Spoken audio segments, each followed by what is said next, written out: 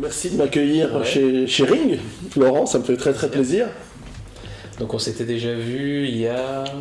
Peut-être une année. Une année, ouais. Un peu plus d'une année. Pour Big Brother, on avait fait une interview sur Big Brother. Nos deux livres sortent quasiment simultanément. Mon dernier, LRBC, et le tien, Guérilla, et ils ont tous les deux un très grand succès en ce moment, donc c'est une coïncidence intéressante. Alors, c'est ça, on s'était dit pour Guérilla, j'en pense à ça, que c'était un peu le chaînon manquant entre la survie et l'après, donc surtout ta spécialité, et les causes de l'effondrement, donc Orange Mécanique, Big Brother, c'était un peu mon domaine en fait, et Guérilla c'est l'effondrement, donc c'est le chaînon manquant, quoi. Les 3 jours, mais effectivement on pourrait envisager de prolonger le chaînon encore assez longtemps avant d'arriver vraiment à une situation comme celle que tu décris dans tes livres aussi. Oui, ce qui est intéressant, c'est de voir que dans ces deux livres, dans mes livres ou tes livres, il y a une complémentarité, si on veut, pour les lecteurs, et je sais que nous avons beaucoup de lecteurs qui ont lu les deux livres. C'est un peu, on s'adresse finalement, je ne sais pas si c'est un hasard ou si c'est la réalité sociétale aujourd'hui de nos publics c'est les mêmes en fait. On se rend compte que c'est des gens qui ont envie d'information, qui ont une prise de conscience et qui ont envie d'action. Et ils trouvent notamment dans tes excellents livres, moi comme tu sais je suis fan, France Orange Mécanique, la compréhension de la réalité que beaucoup de gens vivent malheureusement, de la violence quotidienne urbaine et au-delà maintenant, puisqu'on est en train de répartir les chances pour la France à travers tout le territoire, y compris les envahisseurs migrants. Ils découvrent également dans France Big Brother pourquoi on nous cache ces informations, et on se rend compte de la réalité de cette intelligentsia minable médiatique. De toute façon, voilà, ça m'empêchera. Voilà, de toute façon, je suis grillé dans les médias, dans les grands médias, donc autant dire ce que je pense. C'est une intelligentsia minable, veule, qui se donne une posture morale à très bas coût et qui vit sur la souffrance en réalité de la population qu'elle ne défend pas du tout, dont elle s'en fiche complètement, tant qu'elle a ses boîtes à partouze et son confort dans les grands centres-villes.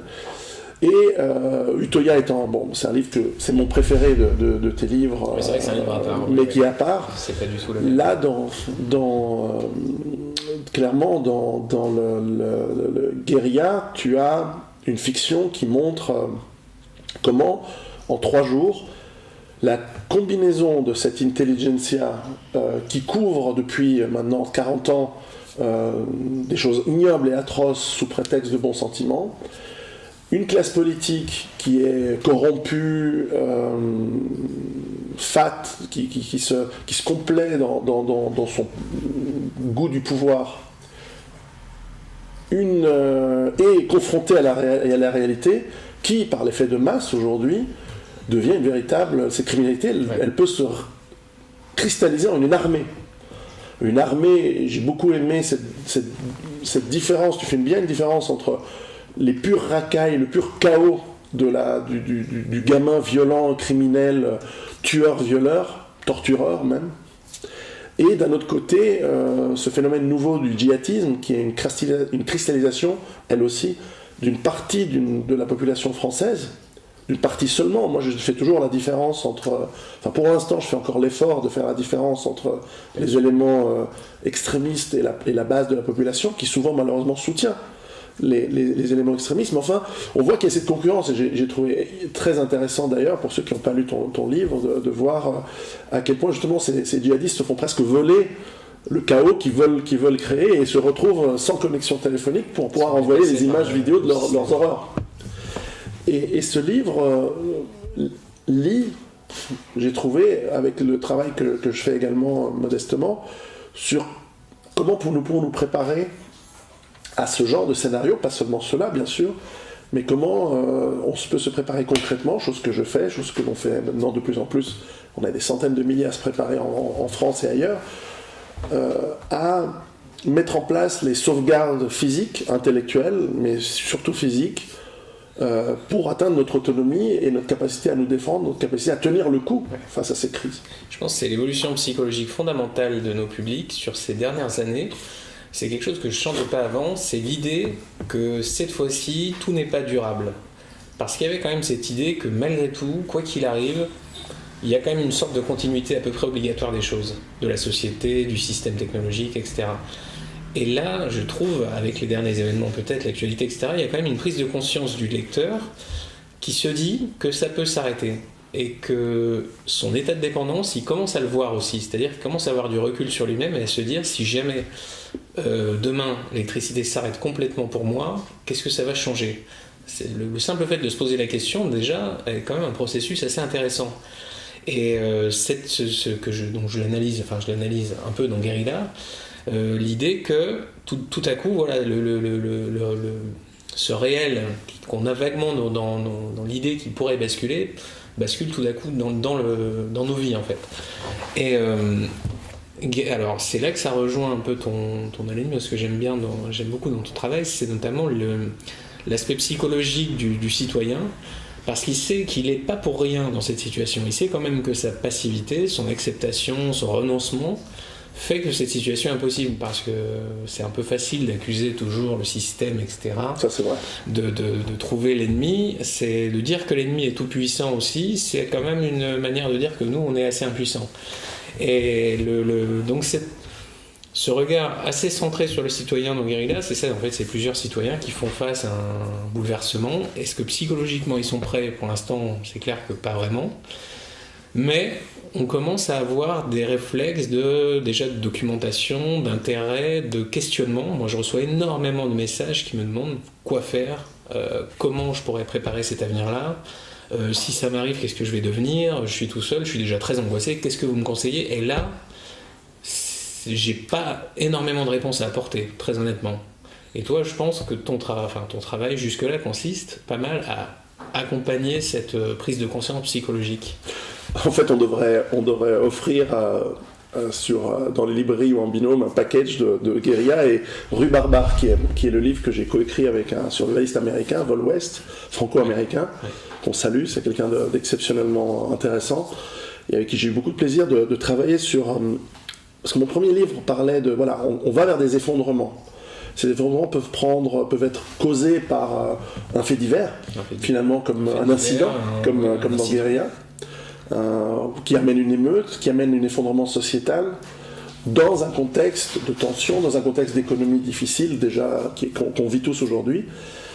Mais enfin, il peut y avoir d'autres causes, ça peut être des guerres, ça peut être des crises énergétiques, ça peut être des crises financières avec une économie, mais à la fin on converge vers du chaos social de toute façon. Ce qui compte, c'est l'alignement des planètes en fait, c'est qu'à la fois la variable économique est dans le rouge de partout, l'État est gouverné de manière extrêmement passive, lâche, tout ce qu'on veut. Enfin, il n'y a plus aucune force dans la gouvernance, entre la gouvernance, l'administration, la réalité de l'exécution des ordres. Le citoyen aussi est quand même extrêmement statique et attentiste. Il y a la donnée terroriste dont on parlait, il y a la donnée sociale, il y a toutes les données qui sont réunies déjà. Et qui augmentent. Les données sont là, voilà, exactement. Alors après, effectivement, de la manière dont ça peut dévisser, il y a plusieurs scénarios possibles. Et on ne peut pas non plus être prophète absolu, non. Ça c'est clair. Et c'est d'où l'intérêt de la fiction, pour projeter le lecteur dans des hypothèses. Exactement. Et qu'il se questionne.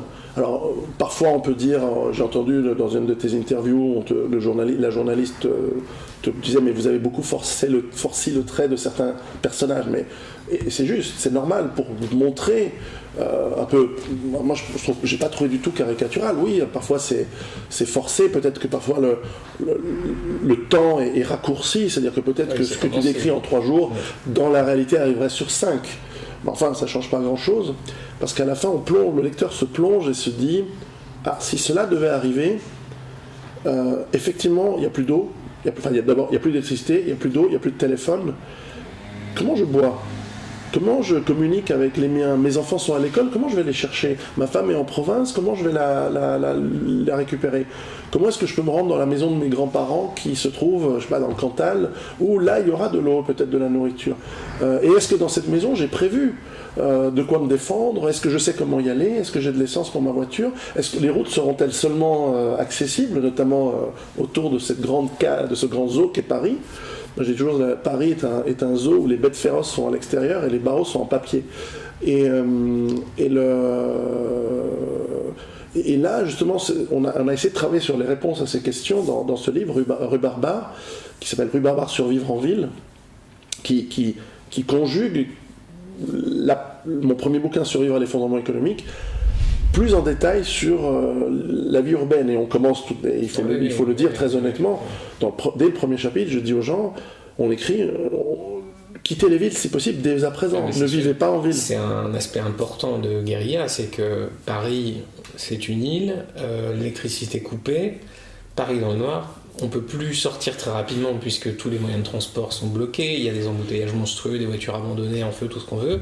Par voiture c'est pas possible, le train non plus, l'avion c'est terminé, tout c'est fini. Ouais.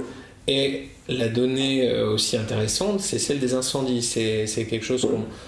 Ça nous paraît impossible qu'une ville prenne feu aujourd'hui, parce que de toute façon, les pompiers éteignent immédiatement le moindre départ de feu très rapidement. Donc il y a une maison qui brûle ou un immeuble à tout casser. Si le pompier n'a pas envie de mourir pour éteindre l'incendie ou qu'il ne peut pas y accéder, arrondissement, qu'il ne peut pas y accéder. Donc très rapidement, une ville comme Paris, ça brûle. Voilà. Oui. Et donc le citoyen est pris au piège totalement dans cet enfer. Et il faut, moi je salue souvent lorsqu'on parle de ça le courage, l'abnégation, le travail des pompiers en général. Bon, en France, on peut saluer les pompiers de Paris qui sont un corps d'élite d'ailleurs dans le dispositif de sécurité français, notamment dans la lutte contre les incendies, parce que c'est vrai que pas toutes les villes brûlent de la même manière, mais Paris, en tout cas le centre intramuros, c'est une ville ancienne. Ouais. C'est une ville qui a été développée au XVIIe, XVIIIe, XIXe siècle, où on construisait encore en bois. Et à l'intérieur de toutes ces façades en pierre, il y a beaucoup de bois, donc c'est vrai que ça peut brûler très vite. Et j'allais dire que ce que tu viens de décrire comme étant les problématiques de l'urbain et les risques de l'urbain, elle serait déjà extrêmement grave. Donc cette convergence de catastrophes, de problématiques lourdes qui commencent à s'accumuler, qui se déclencheraient, elle serait déjà grave dans un environnement, on va dire, culturellement et ethniquement homogène. Or, nous ne sommes plus dans un environnement, surtout à mon avis culturellement et bien sûr ethniquement homogène, où... Et ça, c'est notre faute en tant qu'Européens et en tant que... tu l'as dit, nous sommes tous coupables de ne pas avoir amené au pouvoir, contrôlé les gens au pouvoir et mis les garde-fous nécessaires sur les 40-50 dernières années, des gens capables, des gens responsables et des gens qui cherchaient autre chose que leur pouvoir personnel, avec des coiffeurs à 14 000 euros et des putes comme Gonzès, quoi. Oui, je vise bien ceux qui sont au pouvoir, il n'y a pas de problème. Et aujourd'hui, nous payons cette incurie et cette gabegie, pour prendre les termes plus anciens de Gaulle, cette chienlit au pouvoir, d'avoir créé les ressentiments chez des populations qui, du fait de leur masse, du fait de leur culture, et du fait du manque flagrant de cette assimilation, pour peu qu'elle ait jamais été possible, ouais. Ça on peut se poser la question, si génétiquement elle était même faisable, mais en tout cas on n'a clairement pas essayé, et on a fait l'inverse. C'est sûr, la logique des droits justement exactement fait l'inverse de ce qu'il faut faire, c'est-à-dire que on s'agenouille et on se fait les obligés de l'individu qui arrive, alors que ça devrait être strictement l'inverse. On se montre faible. Exactement. Tu sais, j'ai pas mal travaillé dans les Émirats arabes. Je prends l'exemple de Dubaï. Il y a 100 000 Dubaïotes. Ils sont 100 000. Il y a 1,5 million de travailleurs étrangers, plus probablement 1 million d'esclaves, entre guillemets, qui font les travaux d'entretien, de construction, etc. Donc tu as un pays avec 100 000 autochtones et 2,5 millions d'allogènes, d'étrangers. Ces étrangers, ils ont le droit de vivre aussi bien qu'ils veulent, à partir du moment où ils gagnent leur vie. Ils n'ont aucun autre droit. Ils n'ont pas de droit de représentation légale, ils n'ont rien. Ça marche très très bien. Certes, c'est un pays riche, mais le jour où quelqu'un fait une connerie, il le subit d'une manière excessivement violente et rapide, et si c'est pas une connerie très grave, il est expulsé, tout simplement. Il n'y a pas de droit de l'homme, il n'y a rien. Mais on vit très bien. Et on connaît les règles du jeu. Les règles du jeu sont claires dès le départ. Le jour où il y a un problème, les autorités locales vont dire, maintenant vous partez. L'Arabie Saoudite, alors je ne prends pas l'Arabie Saoudite comme un exemple pour nous, mais néanmoins il faut remettre que dans leur système. Donc c'est un pays de 30 millions de Saoudiens et 10 millions de travailleurs étrangers. L'année dernière, en fin 2014, l'Arabie Saoudite a expulsé 6 millions de travailleurs étrangers en 3 mois. Ouais. Et ils ont décidé que maintenant on n'a plus assez d'argent, parce que les prix du pétrole baissent, il y a de moins en moins de pétrole, ils prévoient l'avenir comme étant difficile, et ils disent, nous les Saoudiens, il faut qu'on bosse plus, il faut qu'on se retrousse les manches de la djellaba, et qu'on bosse. Donc 6 millions de Pakistanais, d'Indiens et d'Égyptiens dehors. 3 mois, 6 millions. Ça n'a pas fait un pli, il n'y a pas eu de révolte, il n'y a rien eu, parce que c'est la tête coupée, sinon. Et c'est pas notre culture, nous n'avons pas réagi comme ça dans le passé, mais parce que nous ne le faisons pas et nous ne l'avons pas fait, nous nous sommes créé une situation où cette diversité ethnique, ce multiculturalisme, c'est au-delà de même pas être une chance, ça devient un passif, ça devient un danger. Et tu le montres très très bien dans ton livre, et de manière, moi je trouve même assez retenue, mais assez, de toute façon réaliste, mais peut-être retenue dans la quantité et dans le nombre. Tu décris à un moment qu'en une nuit, il y a 30 000 femmes parisiennes qui se font violer. Alors, on imagine que là-dedans, il y a des touristes, il y a des Chinois, donc on imagine la catastrophe publique au-delà de la catastrophe personnelle et humaine. Pour moi, c'est tout à fait logique, parce que la base anthropologique du prédateur, c'est fondamental. Des ethnies différentes qui se considèrent, qui se définissent contre les autres. Et ce qui est clair aujourd'hui en France, c'est que vous avez des petites Afriques, des petits Maghreb, des petits Kurdistan, des petits Afghanistan, des petits Pakistan, qui se détestent entre eux d'ailleurs, ça c'est comme on le voit en Angleterre, et qui, le jour où on lâche la bride, ou qu'ils ont la raison de lâcher ce ressentiment, qui est un prétexte pour de la prédation pure, pour de la razzia, et c'est pas parce que ce sont, que sais-je, des Arabes des Moyen-Orientaux. N'importe quel humain, mis dans ces conditions, réagit comme ça. C'est anthropologique, et c'est justement l'aveuglement des politiques et des médias de ne jamais l'avoir vu et d'avoir condamné ceux qui le montraient du doigt. Le jour où ça pète. Et ça se fait toujours pour les mêmes raisons anthropologiques, cette condamnation, justement, cette terreur du citoyen normal, entre guillemets, que lui, on se demande toujours pourquoi ce degré d'acceptation tel des choses, pourquoi il y a un tel décalage entre l'individu moyen et justement l'individu, le sauvage qui va lui fracasser la tête pour une cigarette. Je dis, il y a quand même un gouffre entre les deux. Oui. Et là, je pense qu'on a la raison anthropologique encore sur le côté, le fameux argument de la peur. C'est quand on vous dit toujours, vous jouez sur les peurs. Sous-entendu, le citoyen a peur, cette peur est suspecte. C'est une peur d'enfant, donc c'est un enfant, cette peur est suspecte, et donc on criminalise cette inquiétude, donc on lui interdit sa liberté d'expression et même de penser, parce qu'en faisant ça, on lui dit si cette pensée-là relève de quelque chose d'enfantin, d'un instinct primaire, même diabolique, à la limite, vous n'avez pas le droit de penser comme vous le voulez, donc quelque part on vous confisque également votre souveraineté morale et intellectuelle. Et donc ce citoyen moyen est dans un état d'acceptation totale parce qu'il a peur d'être exclu de son groupe, pointé du doigt, c'est la fameuse peur du mammifère.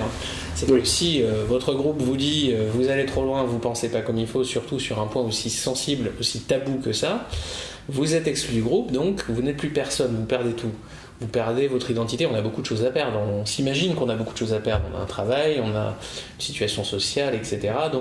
Donc on se méfie, on a tendance à se contrôler nous-mêmes. Ça, c'est vraiment une étape très importante, c'est l'autodomestication du citoyen, c'est fondamental. Dans tous les livres, c'est ce qui explique qu'on a vraiment deux mondes qui cohabitent en fait. Et le jour où ces deux mondes se rencontrent, la collision est énorme, et il y a un choc... une sorte de choc anaphylactique, c'est vraiment une réaction très forte. Et il y a un temps d'adaptation, ça peut pas aller du jour au lendemain, le français peut pas du jour au lendemain se transformer en animal sauvage et reprendre toute sa maîtrise psychologique de lui-même en fait.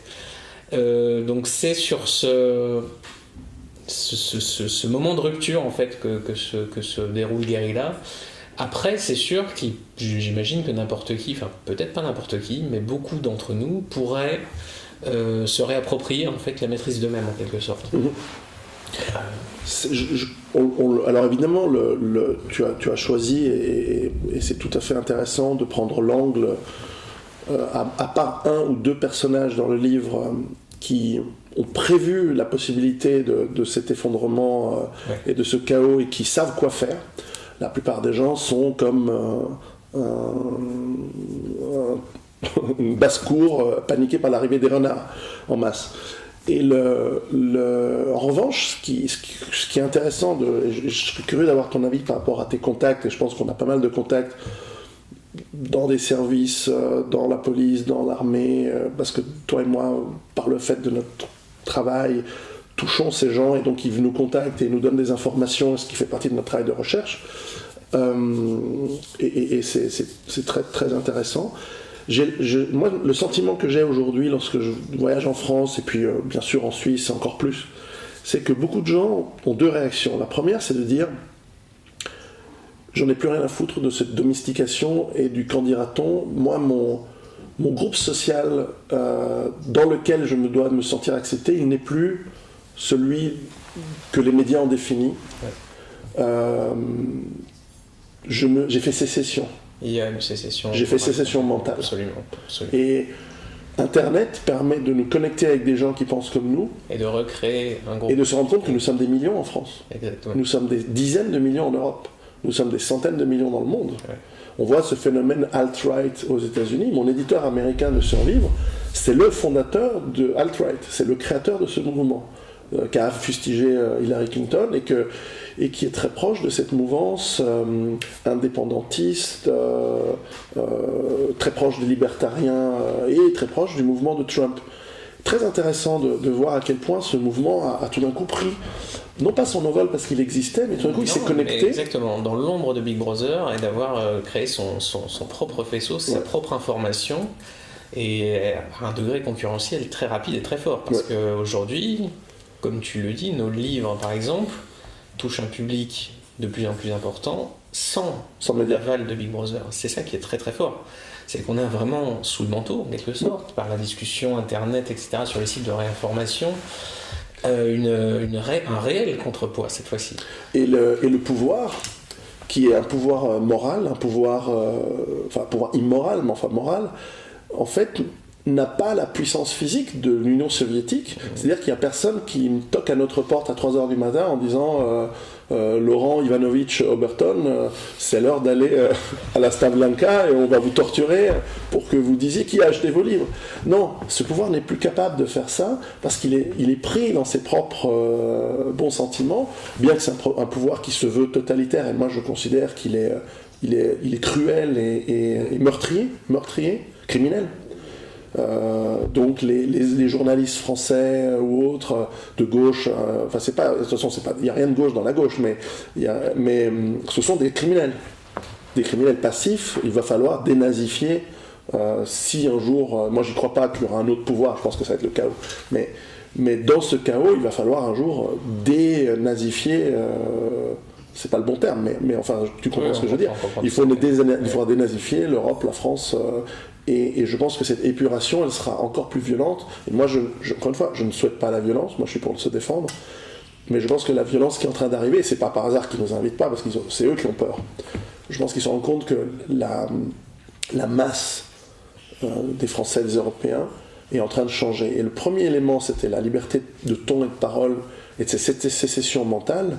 Et le deuxième phénomène que je commence à voir, et clairement, je suis en contact avec mes lecteurs qui se préparent, c'est de gens qui, à de degrés différents, et sur un spectre, on va dire, idéologique très très très très large, qui va de l'écolo qui se dit moi je vis dans une petite communauté où on s'échange, on se paye nos services et nos biens avec des selles, des monnaies locales, on fabrique des AMAP de production de légumes et de bio, les véganes qui se disent je prends une certaine forme de religion, de considérer que les animaux ne doivent pas subir de maltraitance, ce qui est tout à fait aussi un processus intéressant. D'ailleurs, ce qui est très intéressant, c'est de voir beaucoup de véganes qui commencent à militer contre l'islam, par exemple, à cause des abattages halal. Il y a une complexité assez intéressante de ce mouvement qui est en train de grandir très fort, notamment chez les femmes. qui commence elle-même à se différencier du féminisme de troisième génération, qui est un truc complètement fou, et qui commence à dire non mais on fait venir des millions de gens dont on sait qu'ils ont des pratiques de viol, de culturelles, et en plus criminelles, parce que souvent ce sont des gens qui sont sortis des prisons d'Afrique, du Moyen-Orient, et qui débarquent et qui montrent par les faits, par l'empirique, que ce sont des gens qui... le nombre de travailleurs sociaux de gauche qui se font violer à Calais, je ne m'en réjouis pas, mais il y a un côté d'immanence, de justice immanente assez... tragique, certes, mais cocasse en même temps. Tragique. Oui, tragique, mais en même temps... voilà, je ne m'en réjouis pas, hein, que ce soit clair, mais évident. On ne va pas nourrir un tigre à main nue dans la cage. On va se faire manger. Oui, mais c'est là le décalage énorme entre la réalité et son fantasme. C'est de la sélection naturelle quelque part. Et on voit que donc jusqu'à au spectre inverse, qui va jusqu'à des gens peut-être excessifs, des gens peut-être même à la Breivik, hein, dans l'extrême. Ça arrivera, mais l'immense majorité, ce sont simplement des citoyens responsables, des pères de famille, des mères de famille, qui me disent moi finalement, j'ai acheté un filtre à eau, j'ai une dizaine de litres d'eau en stock à la maison, des récipients pour remplir au cas où, des lampes torches, des batteries, un dynamo, de la bouffe. On voit aujourd'hui l'augmentation de 100% d'une année sur l'autre du nombre de licenciés de tir et de demandes de permis de chasse, de gens qui s'arment. En Suisse, c'est 40% de croissance d'une année sur l'autre depuis 5 ans. Alors qu'on est déjà tous surarmés, mais enfin, on sent que voilà, il y a cette volonté de dire je n'en ai plus rien à foutre de ce que pense la société, moi je vais me recréer ma société. Voilà. Simplement de se dire que l'État n'est peut-être pas mon ami. Ça c'est... Alors en France, il y a beaucoup de chemin à faire, parce que le français quand même est extrêmement étatiste et pense que l'État doit lui rendre service à peu près tout le temps dans la vie courante, doit lui prendre la main pour tout et n'importe quoi. Et c'est vraiment une idée très forte, enfin c'est même plus qu'une idée, c'est une sorte d'habitude, c'est là quoi, les lois les plus fortes sont pas écrites, et celle-là je pense est très puissante en France, cet étatisme tout puissant, et la simple démarche de voir l'État comme quelque chose de peut-être tenu par des individus qui ne partagent pas du tout nos intérêts est déjà un pas énorme vers une prise de conscience. Et le policier est intéressant parce que le policier, par définition, est quand même l'individu le plus légaliste normalement de ce pays. Or, il a une famille, il a des enfants, il a une vie épouvantable. Cambadélis, Cambadélis lui dit qu'il est un mec épouvantable parce qu'il va dans la rue et qu'il en peut plus, mais Cambadélis ne tiendrait pas 5 minutes dans le monde du policier. Et tiendrait pas 5 minutes ailleurs que là où il est, ça c'est clair. Et ce policier qui se rend compte qu'il ne sert pas son pays du tout, ça fait 60 ans qu'il se prend les conséquences politiques les plus désastreuses dans la tronche de cette élite qui gouverne en notre nom. Et le policier voit très bien ces différences maintenant, c'est-à-dire qu'il ne va plus mourir pour l'État, il va mourir pour les siens, pour la France. Et il voit, justement, il se désolidarise petit à petit de cet État. Et il y a, énormément de policiers passent ici me rencontrer, elles m'expliquent, si ce qui se passe dans votre livre arrive, vous savez, peut-être que ce jour-là, on sera en train de relasser nos chaussures. C'est-à-dire qu'on ne va pas, nous, aller secourir ces gens-là. Et que les policiers manifestent aujourd'hui en armes, en tenue pour certains, marche sur les Champs-Élysées comme cette nuit, c'est quand même en plein état d'urgence. Ça montre aussi l'extrême faiblesse de ce système, c'est-à-dire que ce système ne tient à rien en réalité. Il suffit de quelques policiers armés pour que tout à coup cette hiérarchie qui est extrêmement méprisante, qui tentait justement de hausser le ton en se disant le policier va avoir peur, il suffit d'une menace et ça suffira. La menace est arrivée, la menace de la hiérarchie, Falcon, le chef de patron de la police, et le mouvement aussitôt s'est amplifié en disant c'est pas tolérable que ce type-là, qui ne sait rien de nos vies, qui ne brûle pas dans les voitures à notre place, puisse nous dire quelque chose comme ça. Ouais. Et immédiatement le message a été apaisement, solidarité, on va négocier. Ce qui arrive à la police en France, si ça arrivait aux États-Unis, il y aurait 15 types abattus à chaque fois. Ouais, Parce que lancer un cocktail Molotov sur une police aux États-Unis, c'est s'assurer que les lanceurs de Molotov sont pas exterminés, mais on leur tire dessus. Le policier immédiatement est dans un état de... C'est absolument terrible, c'est-à-dire qu'il est armé, il va dans les pires situations qui soient tous les jours, et c'est peut-être l'individu qui peut le moins se défendre de ce pays, sans avoir... On imaginait des ennuis, mais considérables, absolument considérables. Au moindre problème. Oui, mais je suis étonné d'ailleurs quand tu as un personnage qui décide de faire sa justice pendant le chaos, et qui cible... Il a fait sa liste, que je connais des gens qui le font. Hein. Il y a des gens qui ont déjà leur liste, qui décident de s'occuper de certaines personnes. Je suis étonné que tu n'aies pas mis des juges.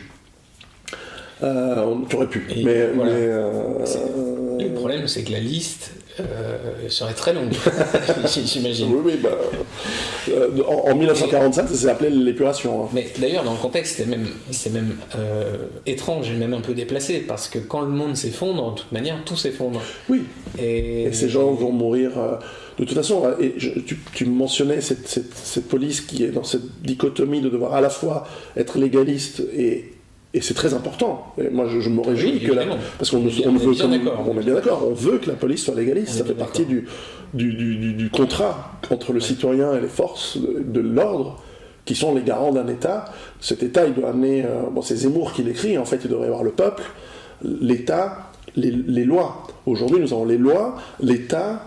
Et en dessous, soumis, esclave, le peuple, qui ne sert qu'à payer les impôts. Exactement.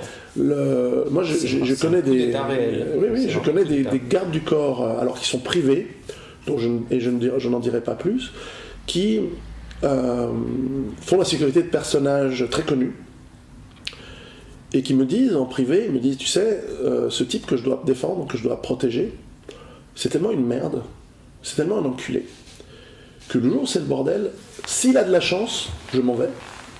Et s'il n'a pas de chance, je vais simplement l'abattre. Parce que c'est une telle merde que je ne vais certainement pas le protéger. Je ne vais certainement pas risquer ma vie pour lui. Aujourd'hui, je le fais bien parce que j'ai besoin de gagner. Je gagne bien ma vie en faisant ça. Et le jour où c'est le problème, je pense que je vais le laisser en plan et peut-être même je vais lui en mettre une.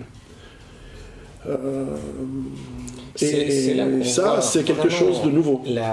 Et vraiment, c'est là qu'on prend conscience de la fragilité de tout système qui repose sur le devoir, par exemple. C'est un mot, c'est tout. C'est que ça. C'est-à-dire que c'est à ça que tient la supériorité de Falcone sur la police.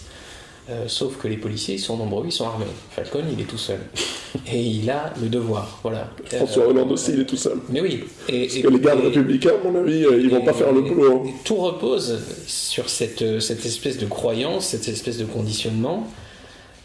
François Hollande, je ne sais plus quel est son taux de popularité exact. Je crois que c'est 8. Oui, voilà, ça doit être quelque chose que peut-être les sondages sont quand même assez favorables. Ça me paraît beaucoup, 8. Favorablement, oui, on a toujours du mal à se dire qui... et c'est loin, entre nous, c'est loin d'être le pire. Non, peut-être, oui. C'est de très loin être le pire humain dans cette caste à travers le monde et la France. C'est sur lui que se cristallise toute la répulsion de cette caste. Il n'a pas le physique pour lui, mais c'est vrai que on est en 2016, l'année prochaine, vous avez une chance, certes petite, d'avoir de nouveau Sarkozy élu, non, ça m'étonnerait, mais voilà, c'est... Il paraît que Juppé a la grande faveur des pronostics. Voilà, Juppé... les bras m'en tombent, mais en même temps, il y a aussi une logique, c'est aussi une mécanique, ce n'est pas simplement... C'est certainement pas le choix populaire, en réalité. Non. C'est une... Et quand bien même vous puissiez avoir Marine Le Pen en 2017, je ne suis pas certain que ça change fondamentalement. Je pense que c'est un moindre mal, c'est sûr. Mais si je puis me permettre en tant que Suisse de donner un tout petit commentaire, parce que je me garde bien de commenter votre politique, donner mes avis, j'en suis pas citoyen français. Mais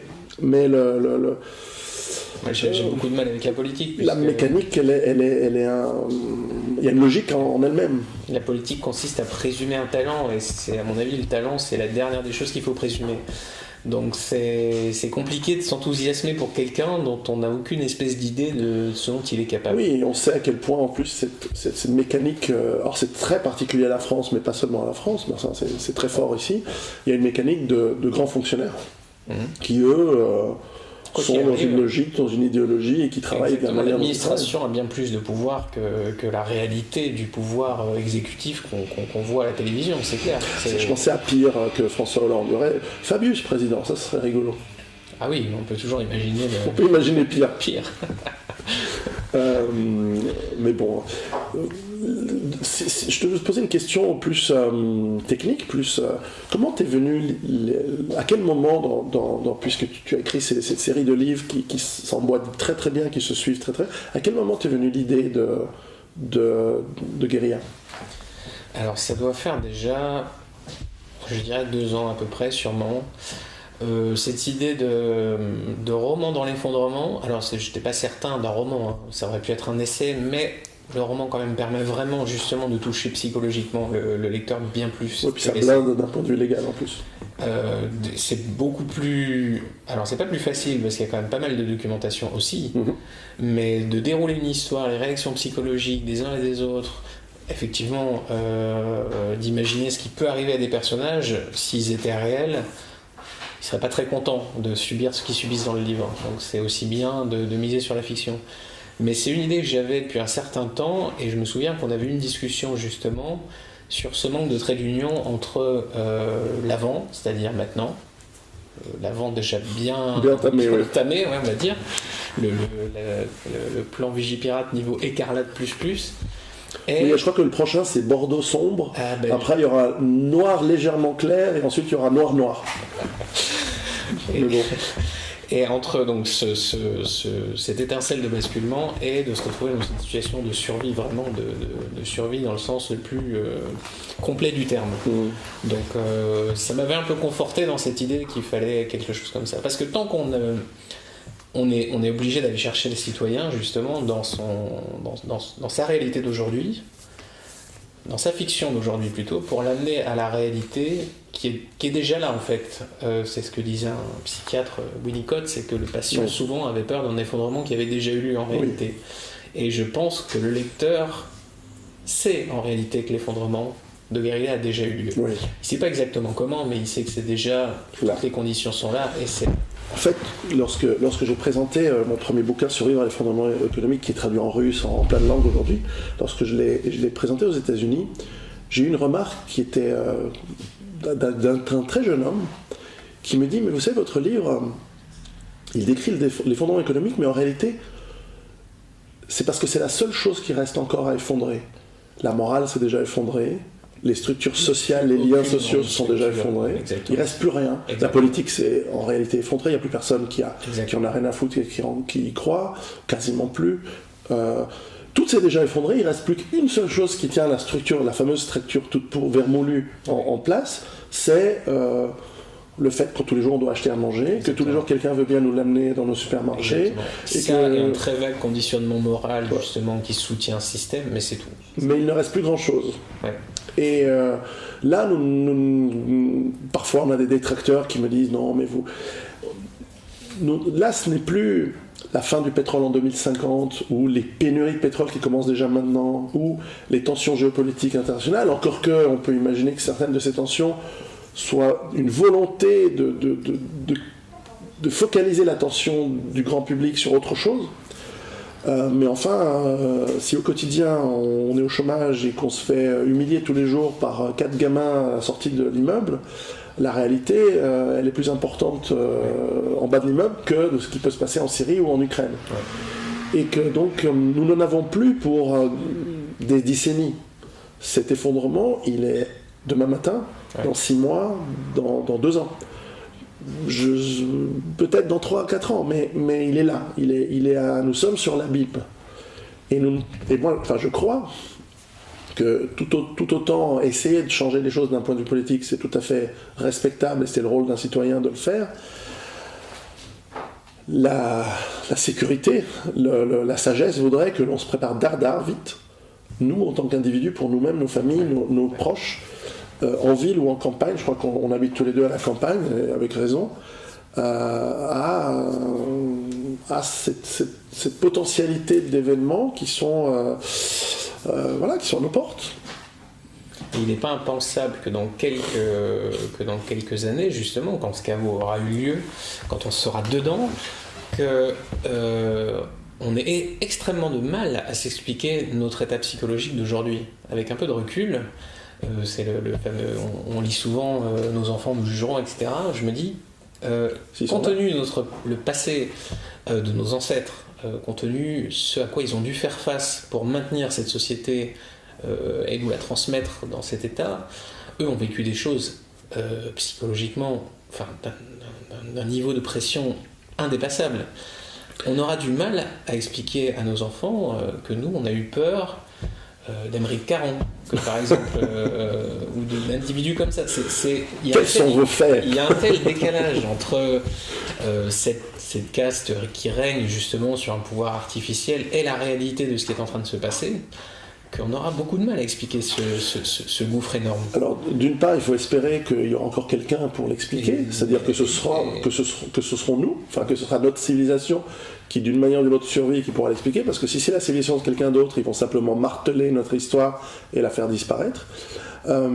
Et d'autre part, je pense que déjà aujourd'hui, il y a, lorsqu'on sort de l'Europe, lorsqu'on sort de la France, il y a déjà aujourd'hui des gens qui se posent cette question. Lorsque tu vas... moi, j'ai beaucoup travaillé au Maghreb, j'ai beaucoup travaillé au Moyen-Orient, par exemple, en Afrique.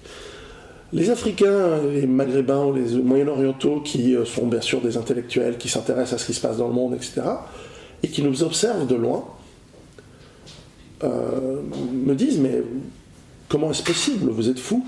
Parce que nous-mêmes, on gère nos racailles à nous, et on en a, comme dans toutes ces sociétés, il y a une frange criminelle, il y a une frange... Nous, on les gère à notre méthode, de manière... eux considèrent même pas que c'est dur, mais ils considèrent que c'est comme ça qu'on gère un criminel. Ouais. C'est comme ça qu'on gère une racaille. Et ils nous voient devenir fous. Pour eux, c'est une folie. C'est une folie. Alors, tout à fait d'accord. Anthropologiquement, elle pourrait... Mais c'est une vraie folie. Et eux, d'ailleurs, souvent, ils nous lancent des cris d'alarme. Je vois par exemple ce blogueur je le salue parce que c'est quelqu'un de vraiment très, très charmant, en plus en privé, Aldolsteron, qui, en tant que maghrébin algérien ayant vécu en Suisse et en France et maintenant en Angleterre, tire la sonnette d'alarme depuis de nombreuses années en disant « mais vous êtes fous, vous êtes fous ». N'importe quel parti politique en Algérie est bien à droite du Front National, et même l'extrême gauche algérienne, si elle existe, elle est patriote et nationaliste. En matière de répression de la criminalité, il n'y a pas d'autre exemple, je pense, sur Terre, de quelque chose de plus... fou que ce que nous vivons ici. Parce que même les États-Unis, qui font partie de l'Occident, eux ne sont pas, en tout cas sur cet aspect-là, ne sont pas dans la folie que vit la France ou l'Angleterre. Le principe de justice est toujours de punir, alors que ici, c'est pas du tout ça. Non. C'est de l'aide aux personnes, c'est la logique des droits continue, et c'est vrai que c'est aussi, ça fait partie de la colère des policiers aussi, parce que cette situation-là, en réalité, serait très facilement gérable. Si le système judiciaire était à peu près approprié à la situation, la vie en France serait très calme, en réalité, aujourd'hui. Et si je peux faire mes 30 secondes gauchistes que je fais quotidiennement pour me maintenir avec un lien avec la société dans laquelle on vit la plupart du temps, récupérer la situation aujourd'hui, ce serait faisable. Avec de la volonté, avec pas beaucoup de moyens supplémentaires d'ailleurs, mais avec une fermeté et une volonté. Et non seulement ce serait récupérable, et c'est là où je fais mes 30 secondes gauchistes, c'est que je pense que ce serait demandé et ce serait souhaité par les populations qui ne sont pas d'origine européenne, qui vivent en France, parce qu'en réalité, et tu le montres très très bien, et ça aussi, aucun des journalistes qui t'a interviewé, n'a remarqué ce détail, qui est un détail important, il y a toujours des détails importants, que les populations qui souffrent le plus de la criminalité, du chaos, et c'est le même cas aux États-Unis dans les ghettos entre guillemets noirs, où ce sont des policiers noirs qui tirent sur des noirs, qui sont souvent des criminels d'ailleurs, dans des villes avec les maires qui sont noirs, où les juges sont noirs, et après on dit c'est la faute aux blancs. Eh bien en France, ce sont des populations immigrées qui travaillent, dans leur majorité elles travaillent, dans leur majorité elles essayent de vivre leur vie autant que se peut, et qui sont les premières à être victimes du crime, à être emmerdées par les petits cons, par les petites racailles, et qui les détestent. Et qui ont le discours sécuritaire et répressif le plus radical qui soit. Et même républicain. Que pourrait-on ajouter de plus à ces propos ? Est-ce qu'à titre personnel, tu te prépares ? Oui, personnellement, oui. Alors, je n'ai pas acquis d'autonomie complète. Je ne suis pas le parfait survivaliste encore. Mais c'est vrai que je fais bien plus attention, notamment justement à ce fameux degré de dépendance. Je me pose la question, est-ce que si l'électricité tombe, est-ce que j'ai une chance de survivre chez moi tout seul, par exemple? Voilà, c'est déjà un début. Et je pense que oui, pour l'instant. Après, les limites de la préparation, je peux me préparer psychologiquement aussi, évidemment, en lisant par exemple des livres sur la façon de réagir face au danger. Ça, de toute façon, je pense que tant qu'on n'a pas pratiqué, pour le coup, on n'est pas complètement sûr de ce qu'on sera. C'est ça aussi un des thèmes justement de mon livre, c'est que dans la situation, l'homme se révèle aussi. Certains vont se révéler, je pense, des guerriers nés, et d'autres seront bien moins courageux qu'ils l'imaginaient. Après, se préparer à tous les scénarios possibles et envisageables, j'avoue que j'en suis pas encore là, parce que je vois bien que tout ça, je suis un pion dans le chaos et ça me dépasse. Ouais. Et alors, j'essaie de... Voilà, je divise les risques, comme on dit dans les centrales nucléaires, mais je peux pas les annuler. Non, c'est sûr. D'autant que, d'ailleurs, c'est ce qui... Moi, je dis souvent, c'est ce qui explique le succès de mes bouquins, c'est que justement, je vais pas sur des trucs... voilà, les zombies, toutes ces conneries. Enfin, on reste finalement dans le plus petit commun dénominateur, qui est l'autonomie, la recherche du maximum de capacité à se débrouiller tout seul, ou avec des gens autour de soi, ce qui est en fait la garantie de la liberté. Et ce qui est le fondamental l'élément fondamental de ce qui fait mon pays, la Suisse, c'est le citoyen libre et armé. Et donc capable, avec ses pairs, d'avoir une vraie démocratie, et on n'a pas un vote parce qu'on est juste des humains et qu'il y aurait des droits de l'homme, c'est des conneries. La réalité, c'est qu'on est tous prêts à se battre. Exactement. Et à mourir les uns pour les autres. Exactement. Et donc ça mérite qu'on ait tous son mot à dire dans le choix collectif d'une société. Et parce que c'est ça la base de la démocratie. La démocratie, c'est l'amour de l'autre. Et pas des droits qu'on a mis sur un bout de papier qui peut se déchirer aussi vite que la page d'un livre sacré. Ou l'inverse. Les vraies lois ne sont pas écrites, c'est ce qu'on disait, c'est ça. Ouais. Et ces lois, elles reviennent très vite lors des crises. Et d'ailleurs, tu mentionnes les centrales nucléaires, ce qui est intéressant, c'est que, et c'est peut-être, moi je t'encourage à écrire la suite, Guérilla tome 2, la guérilla commence. C'est-à-dire, c'est qu'en fait, notamment par exemple, il y a un élément sur lequel j'ai voulu focaliser mon dernier livre, que j'ai coécrit avec un expert du GIGN en sécurité nucléaire, radiologique, biologique, chimique, c'est que nous vivons dans un monde technologique, autour de nous, dans les villes, sur les axes de transport, etc., dans la production d'énergie, d'électricité. Nous sommes entourés de centrales nucléaires, de cuves de produits chimiques, etc., et que tout cela fonctionne parce que nous avons une société stable et performante. On note la performance et la stabilité de la société. Évidemment. Que deviennent toutes ces technologies et donc les risques liés à l'incident, à l'accident. On peut très bien imaginer le djihadiste débile. La pollution qui serait énorme. Qui arrive vers un endroit en disant voilà, je vais tout faire péter, et qui explose lui-même avec l'explosion parce que en fait il vient de faire exploser une cuve de chlore ou d'acide. Voilà.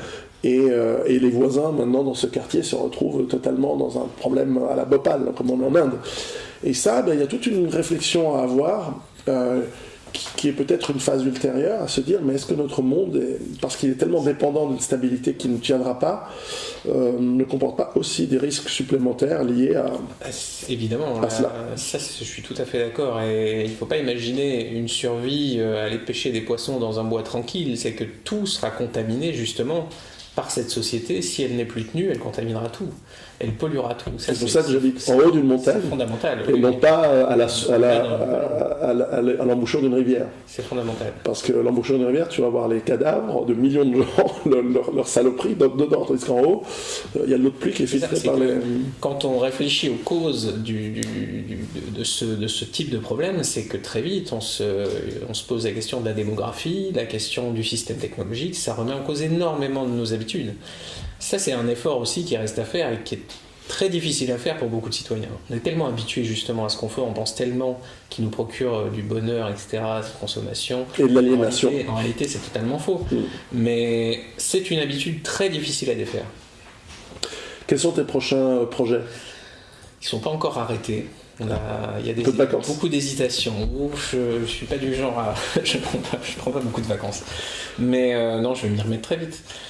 Là, il y a la sortie d'Utoya en version poche augmentée, définitive, qui arrive. Mais après ça, voilà, la suite n'est pas arrêtée du tout. Pour moi, c'est ton chef-d'œuvre, Utoya. Je vais lire cette nouvelle version avec grand plaisir.